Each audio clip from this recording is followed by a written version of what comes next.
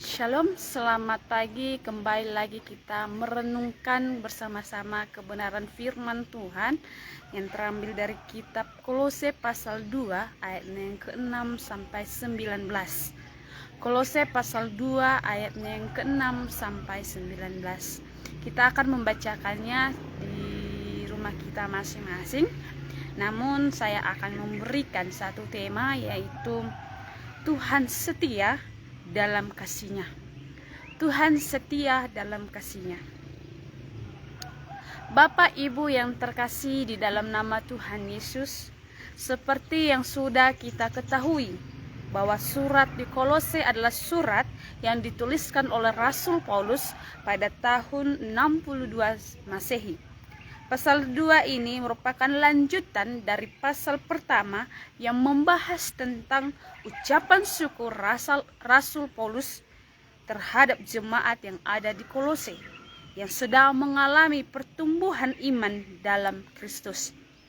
Tetapi Rasul Paulus juga melihat kota Kolose adalah tempat pertemuan berbagai tradisi dan kebudayaan, sehingga ada peluang menyebarkan berbagai ajaran yang dapat mempengaruhi kekristenan Kolose. Di samping itu juga muncullah beberapa ajaran-ajaran palsu dan filsafat yang kosong. Melihat itu, Rasul Paulus langsung mengingatkan jemaat yang ada di Kolose pada saat itu supaya tidak berpengaruh dengan ajaran palsu yang menyesatkan mereka. Dari penjelasan ini, maka ada beberapa poin penting yang akan kita bahas, yang akan kita renungkan bersama-sama pada saat ini. Yang pertama yaitu poin pertama, ciri-ciri yang hidup dalam Kristus. Ciri-ciri yang hidup di dalam Kristus dapat kita lihat di ayatnya yang ke-6 sampai 7. Di ayat ke-6 sampai 7 ini, Rasul Paulus menjelaskan kepada jemaat di Kolose bahwa ciri-ciri yang sudah menerima dan hidup di dalam Kristus tetap berakar dalam Kristus. Artinya, yaitu sama seperti tanaman yang memiliki akar untuk mencari makanan di dalam tanah. Demikian juga kita umat Allah harus berakar di dalamnya, supaya kita tetap mencari sumber kehidupan kita di dalam Kristus. Artinya, Kristus adalah dasar dan fondasi kehidupan kita. Kristus adalah akar, dasar, atau fondasi hidup kita. Oleh sebab itu, setiap keputusan di dalam kehidupan kita, perilaku kita, dan cara berpikir kita harus sesuai dengan Kristus. Karena Dia adalah dasar hidup kita dan bertambah teguh dalam iman. Artinya, jika kita tetap setia mencari kehidupan di dalam Kristus dan tetap menjadikan Dia sebagai dasar dalam kehidupan kita, maka iman kita semakin kuat dan kokoh di dalam Kristus. Sehingga ketika kita sudah kokoh, maka tidak ada yang bisa menggoyangkan kita. Dengan demikian, kita juga harus bersyukur kepada Allah untuk menunjukkan bahwa betapa dalamnya karya Allah di dalam kehidupan kita. Yang menjadi pertanyaan bagi kita, Bapak Ibu yang terkasih, apakah kita sudah berakar, bertumbuh di dalam pengenalan akan Kristus? Atau sebaliknya, marilah kita merenungkan di dalam kehidupan kita. Yang menjadi poin kedua yaitu kepenuhan hidup di dalam Kristus. Kepenuhan hidup di dalam Kristus dapat kita lihat di ayatnya yang ke-8 sampai 15. Dalam ayatnya yang ke-8 sampai 10, Rasul Paulus memperingati jemaat di Kolose supaya tetap hati-hati, supaya tetap waspada, sebab banyak ajaran yang membawa ke dalam kesesatan yang tidak sesuai dengan ajaran yang telah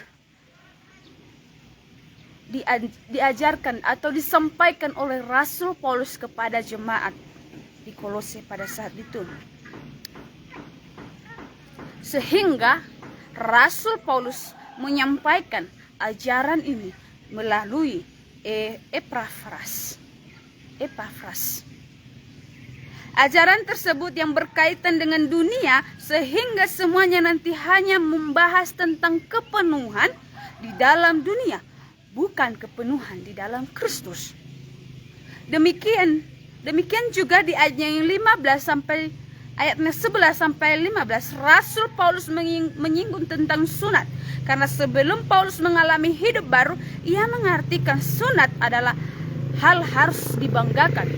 Karena ketika mereka disunat, mereka hidup melambangkan mereka sudah menjadi milik Allah sepenuhnya. Mereka menganggap diri mereka sudah kudus, berkenan di hadapan Allah. Dan menganggap yang tidak disunat itu najis. Najis di hadapan Allah. Tetapi ketika Rasul Paulus mengalami hidup baru dalam Kristus, ia baru mengetahui apa makna sunat itu sesungguhnya. Sehingga Rasul Paulus menyimpulkan bahwa orang Yahudi tidak mengerti apa makna rohani dari sunat. Sehingga di ayat yang 11 ini ia menjelaskan bahwa sunat adalah tindakan yang dilakukan umat dalam meninggalkan dan membuah tubuh atau sifat yang lama mengenangkan sifat yang baru dengan cara turut dikuburkan dalam baptis dan dibangkitkan bersama dengan Kristus melalui iman percaya kita kepada Kristus. Jangan kita menganggap bahwa apa yang ada di dalam dunia ini menjamin kita mengalami kepenuhan di dalam pengenalan akan Kristus. Ketika kita mengandalkan apa yang ada di dalam dunia ini, apa yang kita miliki di dalam dunia ini tidaklah menjamin kita di dalam pengenalan akan Kristus. Tetapi ketika kita mau datang dan mengakui bahwa hanya di dalam Kristus ada kepenuhan yang sejati, Allah menyediakan di dalam kehidupan kita. Poin yang ketiga, Bapak Ibu yang terkasih, nasihat supaya jangan berada di bawah hukum Taurat. Nasihat supaya jangan hidup di dalam hukum Taurat, di bawah hukum Taurat, dapat kita lihat di ayatnya yang ke-16 sampai 19. Ayat yang ke-16 sampai 19.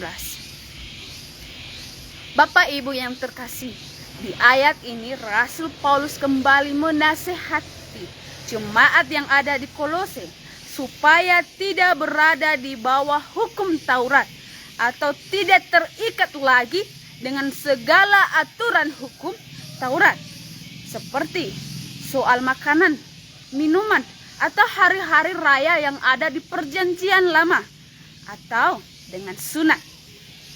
Karena semua aturan itu merupakan bayang-bayang yang merujuk kepada Kristus. Karena Kristus sudah menebus kita dan percaya kepada Kristus, maka tidak ada gunanya lagi berada di bawah hukum Taurat.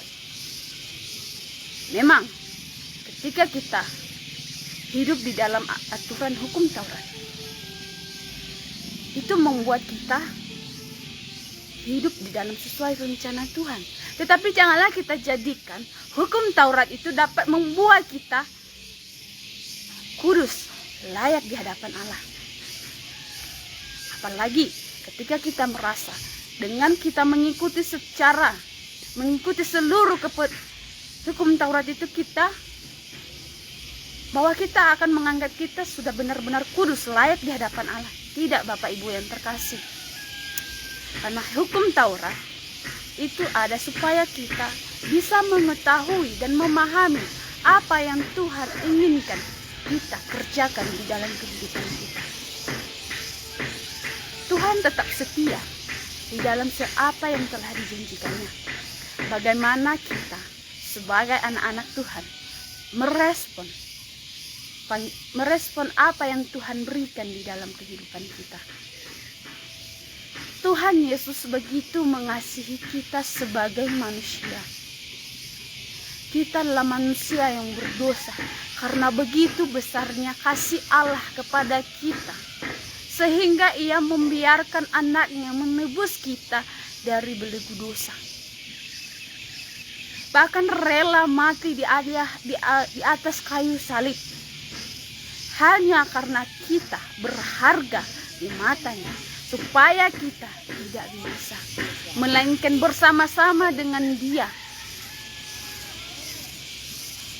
Oleh sebab itu, maka kita harus mengasihi Allah dan semakin berakar dan bertumbuh di dalam pengenalan akan Kristus, serta menjadikan Kristus sebagai dasar di dalam kehidupan kita, sebagai fondasi yang baik di dalam kehidupan kita, supaya kita semua yang percaya kepadanya tetap kuat di dalam pengenalan akan Dia.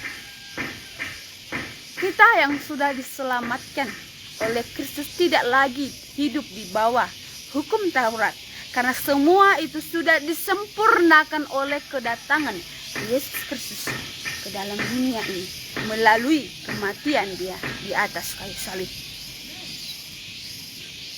Kita yang sudah percaya kepada Kristus, marilah kita menunjukkan gaya hidup yang baru, gaya hidup di dalam Kristus.